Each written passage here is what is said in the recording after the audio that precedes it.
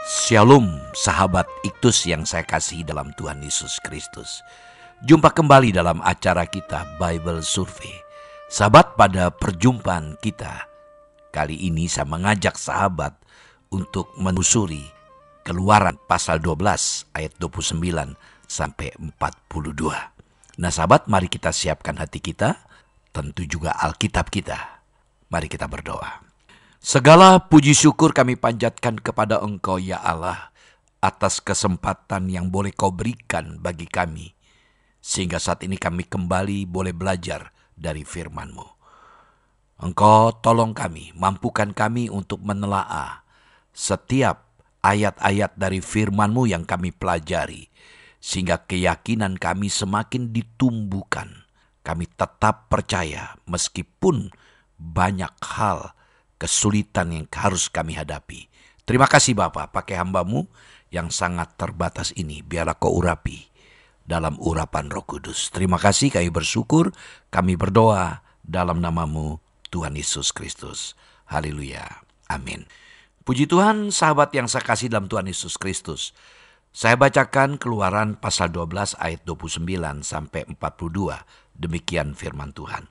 Maka pada tengah malam Tuhan membunuh tiap-tiap anak sulung di tanah Mesir, dari anak sulung Fir'aun yang duduk di tahtanya, sampai kepada anak sulung orang tawanan yang ada dalam liang tutupan, beserta segala anak sulung hewan. Lalu bangunlah Fir'aun pada malam itu, bersama semua pegawainya dan semua orang Mesir, dan kedengaranlah seruan yang hebat di Mesir, sebab tidak ada rumah yang tidak kematian. Lalu pada malam itu dipanggilnyalah Musa dan Harun, katanya, bangunlah, keluarlah dari tengah-tengah bangsaku, baik kamu maupun orang Israel. Pergilah, beribadahlah kepada Tuhan, seperti katamu itu. Bawalah juga kambing dombamu dan lembu sapimu seperti katamu itu. Tetapi pergilah dan mohonkanlah juga berkat bagiku. Orang Mesir juga mendesak dengan keras kepada bangsa itu, menyuruh bangsa itu pergi dengan segera dari negeri itu, sebab kata mereka, nanti kami mati semuanya. Lalu bangsa itu mengangkat adonannya sebelum diragi, dengan tempat adonan mereka terbungkus dalam kainnya di atas bahunya. Orang Israel melakukan juga seperti kata Musa. Mereka meminta dari orang Mesir barang-barang emas dan perak serta kain-kain. Dan Tuhan membuat orang Mesir bermurah hati terhadap bangsa itu, sehingga memenuhi permintaan mereka. Demikianlah mereka merampasi orang Mesir itu. Kemudian berangkatlah orang Israel dari Ramses ke Sukot, kira-kira 600.000 orang laki-laki berjalan kaki, tidak termasuk anak-anak. Juga banyak orang dari berbagai bangsa turut dengan mereka, lagi sangat banyak ternak, kambing domba, dan lembu sapi. Adonan yang dibawa mereka dari Mesir dibakarlah menjadi roti bundar yang tidak beragi, sebab adonan itu tidak diragi karena mereka diusir dari Mesir dan tidak dapat berlambat-lambat, dan mereka tidak pula menyediakan bekal baginya. Lamanya orang Israel diam di Mesir adalah 430 tahun. Sesudah lewat 430 tahun, tepat pada hari itu juga keluarlah segala pasukan Tuhan dari tanah Mesir. Itulah malam berjaga-jaga bagi Tuhan untuk membawa mereka keluar dari tanah Mesir. Dan itulah juga malam berjaga-jaga bagi semua orang Israel, turun-temurun untuk kemuliaan Tuhan. Demikianlah sabda Tuhan, diberkatilah yang membaca, mendengarkan serta merenungkan dan melakukan firman Tuhan. Puji Tuhan. Sahabat yang saya kasih dalam Tuhan Yesus Kristus, kehidupan kita memang tidak pernah terlepas dari kehadiran dan campur tangan Tuhan. Itu yang dialami oleh orang-orang Israel. Sahabat, di tengah-tengah tekanan selama 430 tahun mereka tinggal di Mesir, ya sahabat, begitu berat tekanan yang mereka hadapi. Segala jasa, peran Yusuf sudah dilupakan. Ya sahabat, raja berganti raja walaupun gelarnya tetap Fir'aun. Namun peran Yusuf sudah terabaikan. Dan sementara orang Israel berkembang, bertumbuh menjadi banyak. Dari 70 orang yang ditempatkan di Goshen berkembang. Dan dalam pikiran Firaun ada ketakutan. Sehingga orang Israel harus dihambati dengan disuruh kerja paksa. Bahkan dikeluarkan aturan setiap anak laki-laki yang lahir harus dibunuh. Nah, sahabat, tapi kita melihat bagaimana penderitaan, tekanan mereka hadapi tidak lepas dari pandangan Tuhan. Karena itu dapat kita pelajari bahwa kehidupan sahabat dan saya pun tidak pernah terlepas dari kehadiran dan campur tangan Tuhan. Nah, sahabat, ada dua alasan mengapa Allah yang kita percaya ini adalah Allah yang dapat kita andalkan. Allah yang berkuasa atas hidup kita. Allah yang luar biasa. Yang pertama yang dapat kita pelajari, sahabat, Allah kita itu adalah Allah yang berdaulat. Allah yang berdaulat apa artinya? Allah yang berdaulat itu memiliki arti yang sangat dalam untuk kita pahami, yaitu Allah yang memiliki kemerdekaan secara mutlak untuk melakukan kehendaknya kapan saja dan di mana saja tanpa dapat dibatasi oleh apapun dan oleh siapapun. Jadi kedaulatan Allah tidak dapat dibatasi oleh waktu, tempat, atau pribadi seperti apapun. Artinya Allah berdaulat, artinya Allah memiliki otoritas sepenuhnya atas kehidupan kita. Sahabat, Dia yang memegang kendali hidup manusia. Kembali kalau kita mempelajari dalam Keluaran 12 ayat 29. Ya, kita baca kembali. Maka pada tengah malam Tuhan membunuh tiap-tiap anak sulung di tanah Mesir. Dari anak sulung Firaun yang duduk di tatanya sampai kepada anak sulung orang tawanan yang ada dalam liang tutupan beserta segala anak sulung hewan. Dari ayat ini kita melihat, sahabat, Allah bertindak kapan saja. Dikatakan pada tengah malam Tuhan membunuh tiap-tiap anak sulung. Malam hari itu merupakan kegiatan yang sudah berhenti, namun Allah tetap bekerja. Yang kedua kita lihat di sini dari ayat tadi, tidak dapat dibatasi oleh tempat. Baik anak sulung Mesir yang ada di istana atau yang ada di penjara pun terbunuh, sahabat. Jadi tidak dibatasi oleh tempat. Lalu yang ketiga kita melihat tidak dapat dibatasi oleh Firaun yang adalah raja yang punya kekuasaan, yang tetap kekeh dengan prinsipnya, mengeraskan hatinya. Nah, kalau kita amati, Raja Firaun mengeraskan hati. Dia tidak akan mengizinkan orang Israel keluar dari Mesir. Sudah 9 tulah diberikan, namun tidak tobat-tobat. Sahabat, tetap dengan prinsip bahwa orang Israel tidak boleh keluar dari Mesir. Dan menarik kalau kita amati, sahabat, Keluaran pasal 4 sampai pasal 14, ada 20 kali kata mengeraskan hati yang diulang-ulang. Ada 10 kali diantaranya disebutkan bahwa Allah sendirilah yang mengeraskan hati Raja Firaun. Jadi Raja Firaun bisa mengeraskan hati itu karena Allah yang izinkan. Kemudian kita melihat ada 2 kali dinyatakan Allah kepada Musa. Dalam Keluaran 4 ayat 21, Keluaran 7 ayat 3. Dalam 5 tulah yang pertama, sahabat, Alkitab juga mencatat 10 kali Raja Firaun berusaha untuk mengeraskan hatinya sendiri.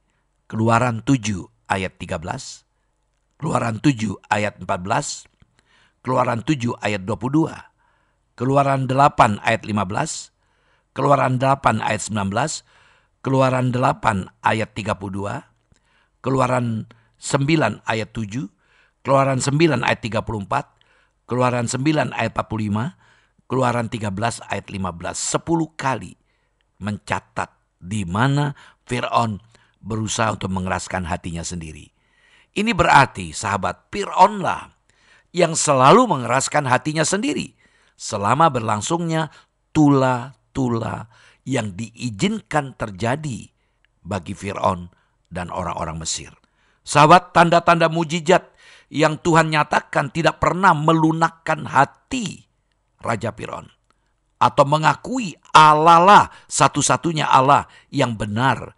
Malah justru sebaliknya, menjadikan bukti sebagai dasar pengeraskan hatinya. Tulah yang dahsyat ini memang merupakan tanda kemarahan Tuhan. Merupakan tanda murkanya Allah. Tapi juga tanda kemurahan hati Allah karena tidak semua anak manusia dan hewan dilenyapkan. Hanya yang sulung saja. Sahabat, Tuhan masih memberikan kesempatan kepada Raja Firaun, pegawai dan rakyatnya untuk bertobat. Untuk memenuhi tuntutan Tuhan dengan melepaskan bangsa Israel pergi dari Mesir. Pukulan keras itu, sahabat, merupakan peringatan. Kembalikanlah milikku kepadaku. Seperti itulah dari apa yang Tuhan lakukan. Seolah Tuhan berkata, kembalikanlah milikku kepadaku. Ini peringatan. Membawa perubahan dalam diri Firaun. Sehingga ia memanggil Musa dan Harun dengan menyangkali ucapannya. Dia pernah berucap dalam Keluaran 10:28, tapi dia mengingkari. Penaklukan diri Firaun mengizinkan keluar dari Mesir dan mengakui kebesaran Tuhan. Keluaran 5 ayat 2. Nah, sesuai dengan janji Tuhan, sahabat. Dalam Keluaran pasal 3 ayat 20, saya akan bacakan ayat-ayat ini. Keluaran 3 ayat yang ke-20. Demikian firman Tuhan. Tetapi aku akan mengacungkan tanganku dan memukul Mesir dengan segala perbuatan yang ajaib yang akan kulakukan di tengah-tengahnya. Sesudah itu ia akan membiarkan kamu pergi. Jadi inilah pernyataan Tuhan. Ya, janji Tuhan ya untuk melepaskan orang Israel dari tekanan ya penjajahan ya yang dilakukan kepada orang-orang Israel. Sahabat, kita melihat kemudian dalam Keluaran pasal 6 ayat yang ketiga. Bukan saja aku telah mengadakan perjanjianku dengan mereka untuk memberikan pada mereka tanah Kanaan, tempat tinggal mereka tinggal sebagai orang asing. Jadi Tuhan memegang janjinya. Satu malam saja telah mengubah keadaan yang sudah berlangsung selama 430 tahun. Di mana orang-orang Israel dicekam oleh ketakutan, kecemasan, keputusasaan. Namun karena janjinya semalam jadi berubah. Satu malam yang baik dan indah dalam perencanaan Tuhan bagi umat kesayangannya. Tuhan bertindak melepaskan mereka. Di dalam kedaulatannya, ia menggenapi seluruh rencana bagi umat kesayangannya dengan sempurna dan tepat pada waktunya. Biarlah kita belajar, sahabat, sesulit apapun masalah, pergumulan, kesulitan yang kita hadapi. Mungkin hari ini engkau diperlakukan tidak baik oleh orang lain. Belajar bersabar. Jangan membalas kejahatan dengan kejahatan. Berdoalah, mohon kemurahan Tuhan. Dan serahkanlah dirimu kepada Tuhan. Minta kekuatan dari Tuhan. Yang jelas dan pasti, Allah itu berdaulat atas hidup kita. Dia adalah Raja di atas segala raja yang memiliki kekuasaan atas alam semesta ini. Mari kita belajar menyerahkan sepenuhnya ya hidup kita kepada Dia yang memiliki otoritas, memiliki kekuasaan, dan percayakanlah hidup sahabat hanya kepada Tuhan. Begitu kerasnya Raja Firaun sampai 9 tulah diberikan, namun tetap mengeraskan hati. Sehingga pada puncaknya Tuhan memberikan pesan kepada orang Israel lewat Musa. Torekan darah anak domba di setiap pintu. Karena Tuhan akan menghajar, menghukum Mesir dari raja, rakyat sampai hewan. Jadi kita melihat anak-anak sulung orang Israel yang menorehkan darah di pintu tidak mengalami kematian. Namun Firaun, anaknya, sang pangeran meninggal. Seluruh orang Mesir yang memiliki anak sulung meninggal. Anak hewan pun yang sulung meninggal. Itulah tulah yang begitu hebat. Tuhan bisa berbuat itu. Di luar batas pikiran kita sebagai manusia. Sehingga Raja Firaun yang begitu keras, lunak hatinya. Pergilah, tinggalkan sini. dan doakan kami supaya kami diberkati. Sahabat, ini yang dialami oleh bangsa Israel, sahabat. Bagaimana Tuhan ambil bagian untuk melepaskan mereka. Karena apa? Karena janjinya. Janji yang pernah disampaikan kepada Abraham, Ishak, Yakub, dan seluruh keturunan Yakub, bangsa Israel, itu digenapi. Nah sahabat, Allah berdaulat atas hidup kita. Untuk itu jangan meragukan kekuasaan Tuhan. Percayakanlah sepenuhnya. Allah mampu bertindak. Dan kerap kali tindakan Tuhan di luar apa yang kita pikirkan, apa yang kita lihat, apa yang kita rasakan. Tuhan mampu mengubah sekejap kalau Dia mau. Sahabat, untuk itu percayakanlah apapun menjadi pergumulan sahabat kepada Tuhan. Yang kedua dari ayat yang kita baca ini, sahabat, yang pertama tadi, Allah kita adalah Allah yang berdaulat atas hidup ini. Yang kedua, Allah kita adalah Allah yang tidak pernah berubah. Sahabat, kita bisa melihat kembali dalam ayat 29, 30, ayat 35, 36, dan 40. Nah sahabat, Allah yang tidak berubah, alasannya apa? Karena Dia sempurna, sahabat. Dia sempurna. Coba kita baca sejenak, sahabat. Dalam Ayub 23, ayat yang ke-10, sahabat. Demikian firman Tuhan. Karena Ia tahu jalan hidupku. Seandainya Ia menguji aku akan timbul seperti emas. Ayat 13. Tetapi Ia tidak pernah berubah. Siapa dapat menghalangi Dia? Apa yang dikendakinya dilaksanakannya juga. Itu yang menjadi keyakinan Ayub. Ayub bergumul begitu hebat atas hidupnya. Anak-anaknya mati semuanya. Kekayaan ludes habis, dia menjadi orang yang miskin. Istrinya tidak mendukung dia ketika dalam penderitaan penyakit yang dia alami. Ketiga sahabatnya pun justru lebih condong untuk menghakimi dia. Bahkan dia pun, Ayub, sempat memiliki persepsi tentang Tuhan yang keliru. Kita lihat misalnya dalam Ayub 23 ayat 8. Sesungguhnya kalau aku berjalan ke timur, Ia tidak di sana. Atau ke barat, tidak kudapati Dia. Di utara ku cari Dia, Ia tidak tampak. Aku berpaling ke selatan, aku tidak melihat Dia. Di segala penjuru, Dia tidak bertemu dengan Tuhan. Sahabat, namun setelah itu dia ungkapkan keyakinannya. Dia ungkapkan pengenalannya. Dia berkata, meskipun aku cari Tuhan, aku tidak menemukannya. Tapi Tuhan tahu jalan hidupku. Seandainya Tuhan menguji aku akan timbul seperti emas. Karena dia punya keyakinan, Tuhan tidak pernah berubah. Puji Tuhan. Ini artinya dalam diri Allah tidak mungkin ada perubahan. Dalam Ibrani 13 ayat 8, kita bisa melihat pernyataan firman Tuhan. Ibrani 13 ayat yang ke-8. Yesus Kristus tetap sama, baik kemarin maupun hari ini dan sampai selama-lamanya.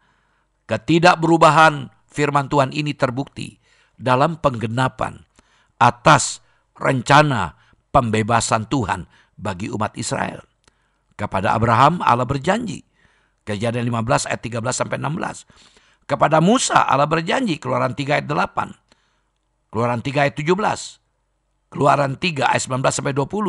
Keluaran 5 sampai 24. Kepada Musa, Keluaran pasal 3 ayat 8. Mari kita amati sejenak. Keluaran 3 ayat yang ke-8.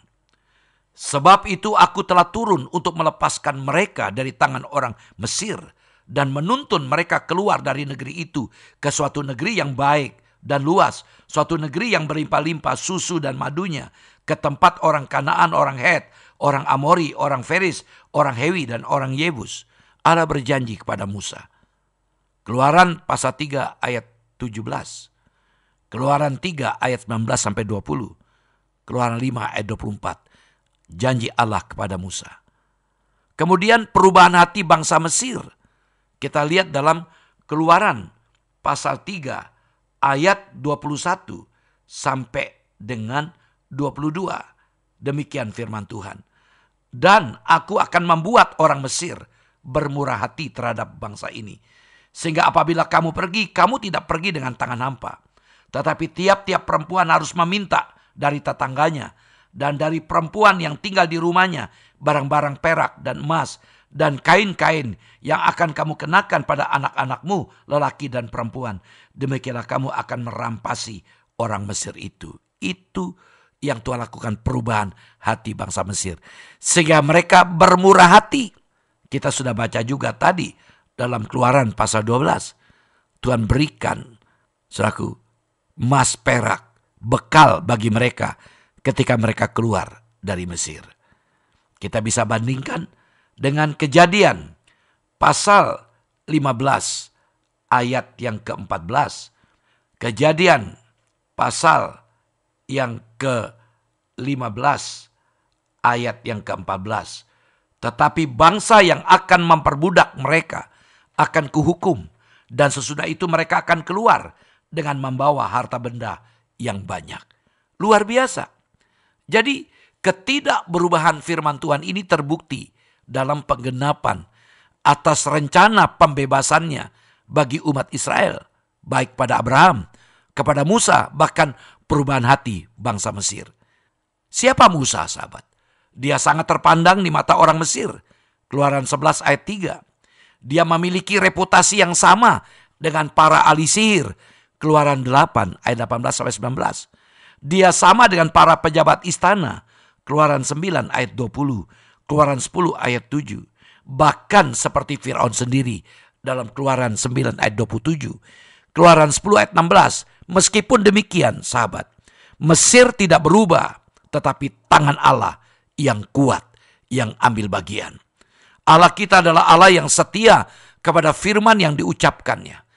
Allah tidak berkompromi dan tidak perlu dibujuk. Ia adalah Allah yang dapat dipercaya.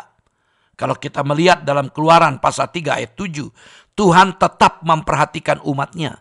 Dalam versi bahasa Inggris NIV, Tuhan peduli terhadap penderitaan umatnya. Tuhan bertindak mengadakan perubahan, turun melepaskan mereka. Puji Tuhan, biarlah hari ini kita belajar bagaimana Allah yang kita percaya adalah Allah yang berdaulat, memerintah atas hidup kita. Percayakanlah hidup kita kepada Tuhan. Yang kedua, Allah kita Allah yang tidak pernah berubah. Dia pegang janjinya. Mari kita percayakan setiap firman yang sudah kita terima, ya, bahwa Tuhan tetap memegang janji. Kalau dia berkata ya, iya, iya. Tidak, ya tidak. Iya di atas iya. Tidak di atas tidak. Karena itu sahabat, mari kita belajar memegang teguh apa yang sudah Tuhan katakan lewat firman Tuhan. Tuhan Yesus memberkati. Mari kita berdoa. Bapa kami dalam sorga, kami bersyukur buat firman-Mu yang boleh kami terima, boleh kami dengar. Firman-Mu sudah mengajar pada kami untuk tetap percaya kepadamu, karena Engkau adalah Allah yang berdaulat, yang berkuasa atas hidup kami, yang memerintah hidup kami. Biarlah kami boleh belajar mempertuhankan Engkau dalam kehidupan kami. Kami boleh belajar meyakini janjimu bahwa Engkau tidak pernah berubah. Engkau tetap pegang janjimu atas hidup kami. Berkati seluruh sahabat dimanapun berada. Tuhan jamah apapun yang menjadi pergumulan mereka. Pengalaman bangsa Israel lepas dari penjajahan Mesir boleh menjadi pengalaman kami bersama, bahwa ada kelepasan, ada pemulihan, ada kesembuhan yang boleh Kau kerjakan. Terima kasih Bapa, berkat-Mu turun atas kami, berkat damai sejahtera dari Allah Bapa, kasih sayang dari Tuhan Yesus Kristus, dan Roh Kudus menyertai kami. Dalam nama-Mu Tuhan Yesus kami sudah berdoa. Haleluya. Amin. Shalom. Sampai jumpa lagi. Tuhan Yesus memberkati sahabat.